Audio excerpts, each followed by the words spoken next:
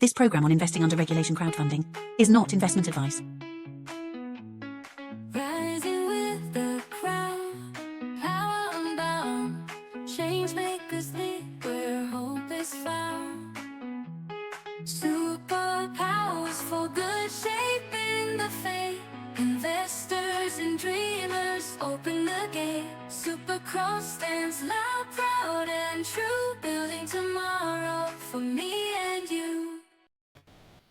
Have you ever thought that maybe great storytelling could do more than just help kids learn how to read, help them to learn how to adapt into a society and be a part of a great community?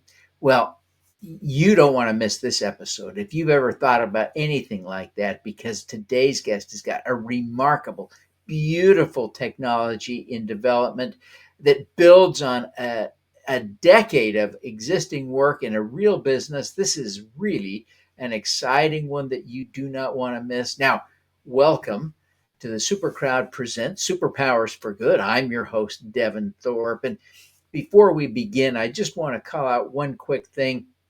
We're in the middle of Power Up October, and I want to invite you to check it out. Visit Superpowers for Good to learn more about how you can provide the support that enables the good. All righty, now I'm excited to introduce you to our guest, Mel Sauder. Mel is the founder and I think really the creative genius behind the work at MVP Kids, which is not only developing great technology, but giving you an opportunity to invest now through a WeFunder campaign. Visit s4g.biz/MVP Kids to check that out. Mel, welcome to the show. Thank you, Devin. It's great to be here.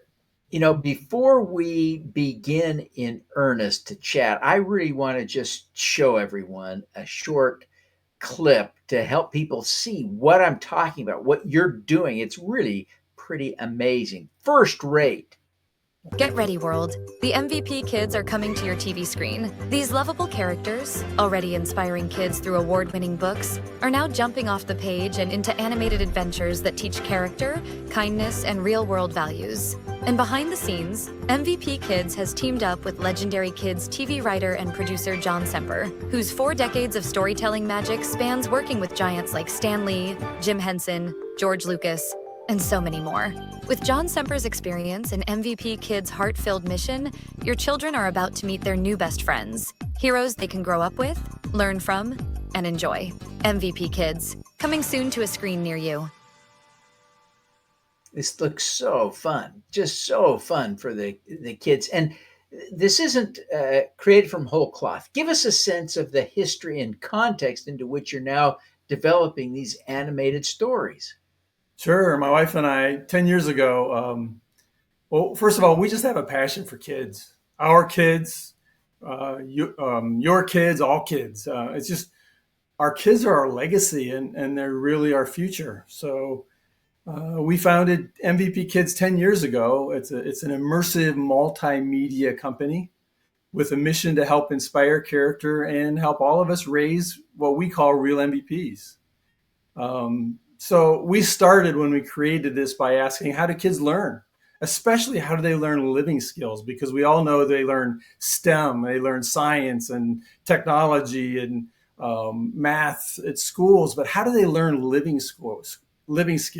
How do they learn what their emotions are and how to manage them? How do they learn social skills? How do they build their character? How do they even in today's society, especially, how do they develop mental health resilience? So those are the questions we asked. And we really find that in our studies, we learned that they learn from parents and siblings. They learn from entertainment. They learn from their friends and they learn from teachers. So they really learn from laughing, from stories. So MVP Kids is about us. We developed 16 unique kids where every child, one of our major goals is that every child can see themselves. And then they can see kids that are different than themselves. And then we just celebrate the differences. But we want every child to find trusted friends in MVP Kids.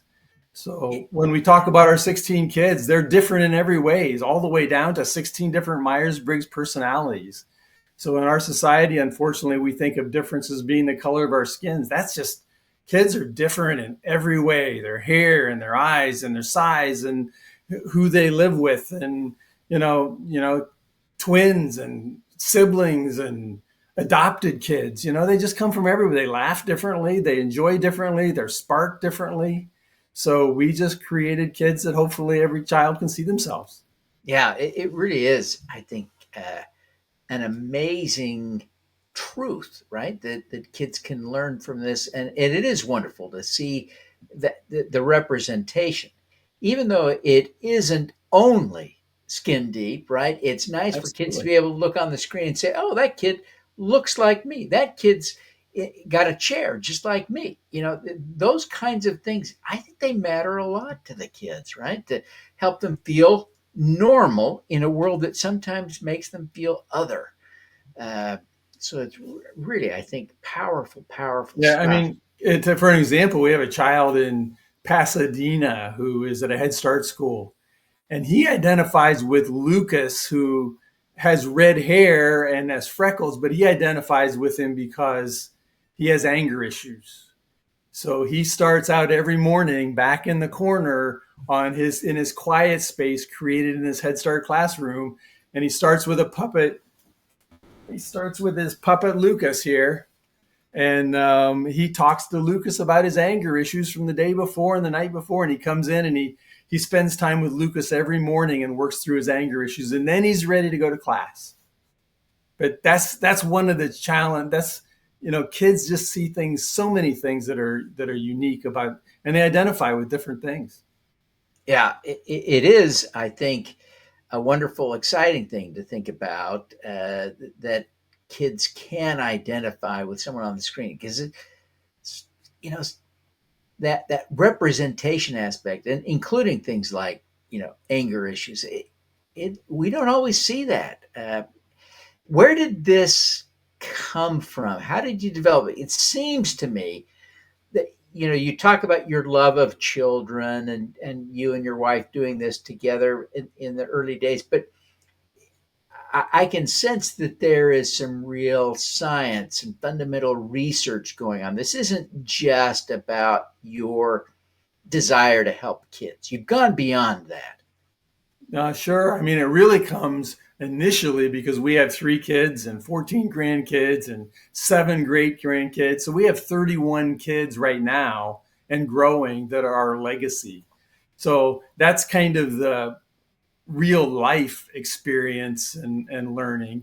And then we've just had some amazing people who are teachers and child psychologists and mental health psychologists that have really helped us learn about how kids learn and how they grow and what they learn at different ages. Initially we just try to get them, we just try to just initiate that passion for learning and reading, I guess, igniting that passion for learning and reading before, at ages 0 to 4. And then we get into more of, they have to learn what emotions they're feeling and, how to deal with them. They need to learn how to deal with other kids, what we call living skills. And then we build on that with character development. And then from that, really build the mental health resilience. So that comes from people who are very educated in child psychology and a lot of experience in kids, and just helps us develop.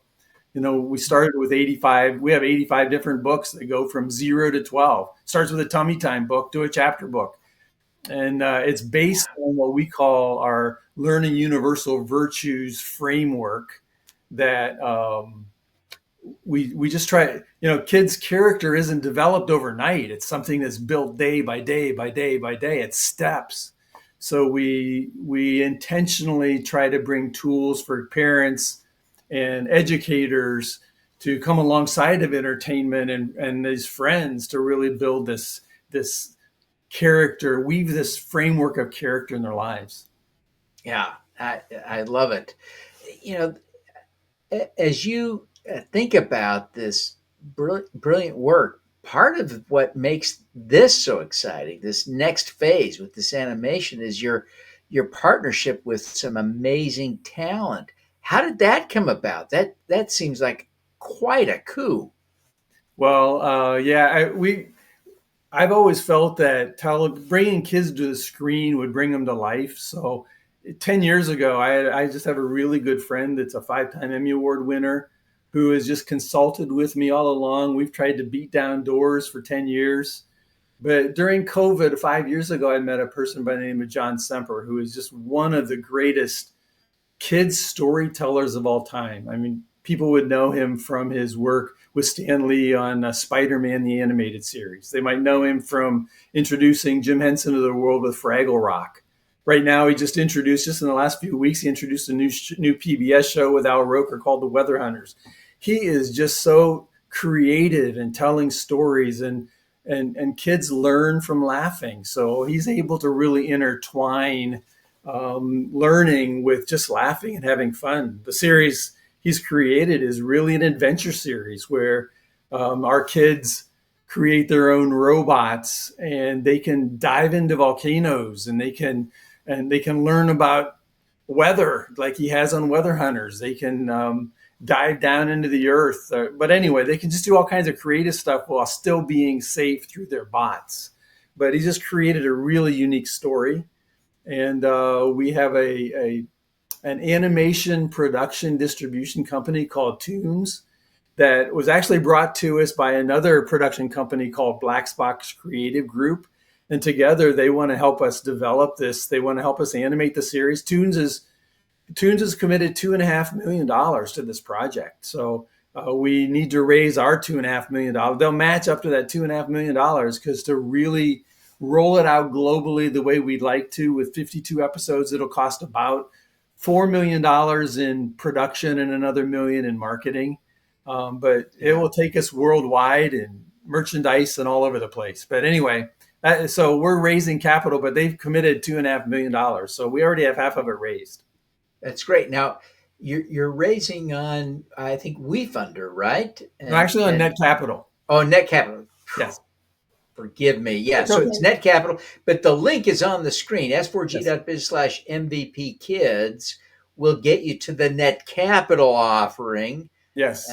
And it's very much worth checking out. This is a really exciting opportunity for people to invest in this incredible business. Mel, how did you choose NetCapital, and how did you choose to raise from the crowd? That's a good question. I mean, we had a lead investor for this project who passed away in March. So it forced us to look at alternative ways to finance this project. And one of John Semper's really good friends just really believes in crowdfunding.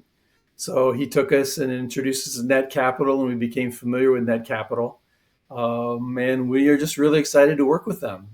So between our partners and then NetCapital, we just want to bring our story to give an opportunity, our mission for a chance for people to participate, because we think we can really change society. We really think we can really help kids. It's really surprising because I went to Comic-Con in LA a couple of weeks ago with John Semper, and just to see how involved people are with animation from 30 years ago with superheroes. And John's helping us help kids to become real superheroes. So, I mean, they just, through our kids, I just believe they'll find trusted friends, and they'll be great mentors, and they'll be great trusted friends that parents and educators will trust. So I think it's a brilliant business model, and exciting to see the progress. I mean, it's so fun to watch it literally seem to come to life. It's just amazing. Really will.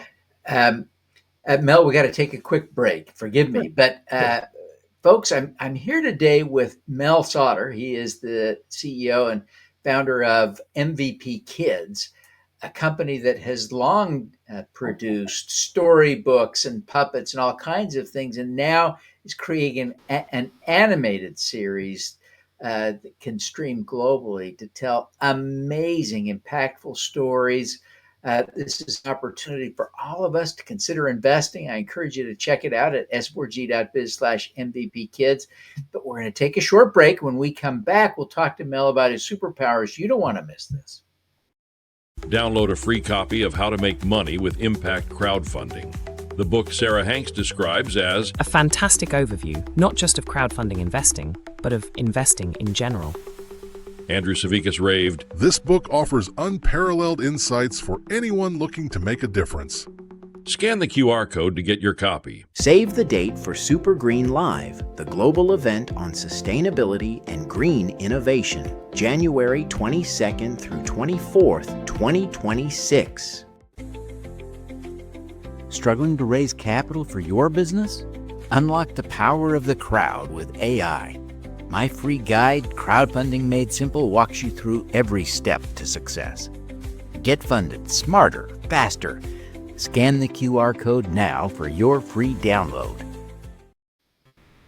Welcome back, everyone. I'm really excited to have Mel Sauder with us today. Mel is the CEO and founder of MVP Kids, a company that's raising capital now on NetCapital and developing an amazing animated series that will stream globally. But we're going to shift gears now to talk to Mel about his superpower. So stick around. You don't want to miss this. Mel,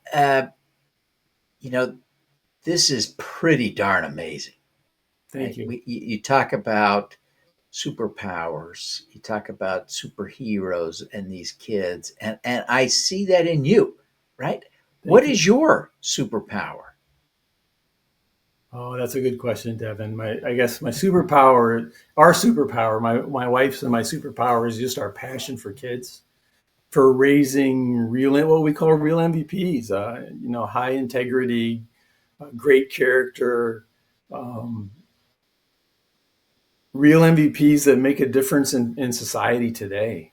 And not trying to guide them on a certain agenda, but creating resources and opportunities for parents and educators to raise the kids in their environment and just to help them to really become their own unique character and, a unique superhero themselves. That really is an amazing superpower. And I think really, although not everyone is going to be able to relate to that particular thing, what you're really saying is that your passion is your superpower, right? And I think there's a lot of people that can relate to the passion being the driving force in their work. Can you think of another example of how at another point in your life, perhaps when you channeled your passion to accomplish something you're proud of having done? I married into two teenagers, and I guess our three kids are the greatest example of marrying into teenagers is not something easy. And I just realized how much I was unprepared, and it just really underlined what parents today, in blended families and parents that are working two jobs and they're working and they just don't have time. They just need help. So my need for coming up with solutions to help raise good kids is a great example of where this all comes from. Yeah, I think, it is amazing. And I see how you began developing that passion when you married into the family and those challenges were presented. You've created what sounds like to me a great family with close relationships. You can count the grandchildren, et cetera, et cetera. That's pretty cool. We are proud of every single one. That's wonderful. Amazing family. And it's just, that's the best example and testament that I would say. Sure.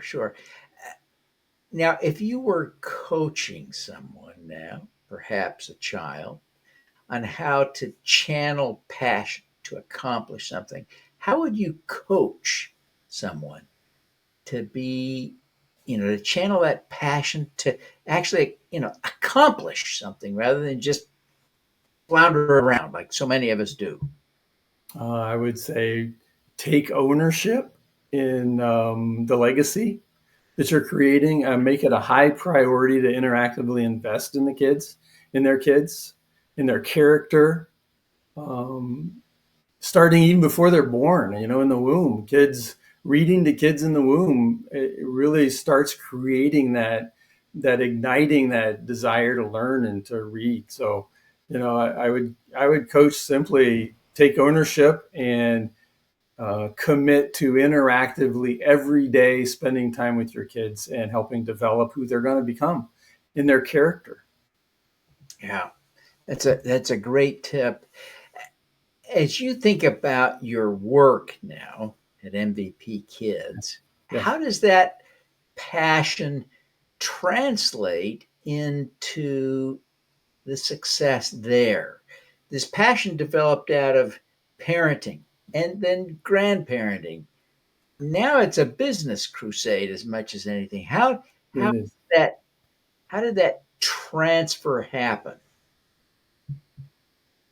Well, I'm not exactly sure I understand your question, but it's a passion to make sure that every child can see themselves and that every parent. So MVP Kids stays away from social issues and doesn't evangelize any religion or political issues. We want to make sure that our kids stay true to universal virtues so that every parent can employ our resources and laugh with the kids and enjoy the kids and trust our friends and everything that we create. So that's our what we produce is not about laughing every 3 seconds. It's enjoying and laughing and learning at the same time. So that the passion for what we do, I would say, be focused on keeping our kids and everything we offer to be true to our mission for every parent to be able to help raise good kids. Now, I'm going to ask you a question that would be unfair if your 16 characters were your children. But since they are fictitious, even though they're each important, which is your favorite? Oh, Devin, I don't have a favorite. They are our kids. They're very real to us. Over 10 years, I can tell you Gabby's, we have a 100-page character Bible. I can tell you about her parents and where she came from, and she's first generation from Mexico. I can tell you about Anya.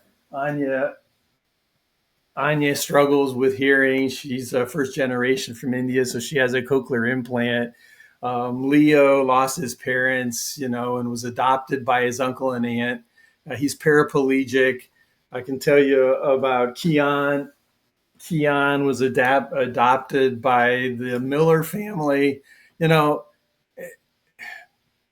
don't have a favorite child. None of us have favorite kids. They're all our kids. Yeah. Now, the authors of books, for example, we have a DNA series. I will tell you that the author of the series about Blake will have a favorite child because she's become so involved in Blake's genealogy and life that she may have a favorite child. But there are 16 kids. Yeah, that's great. I don't have a favorite.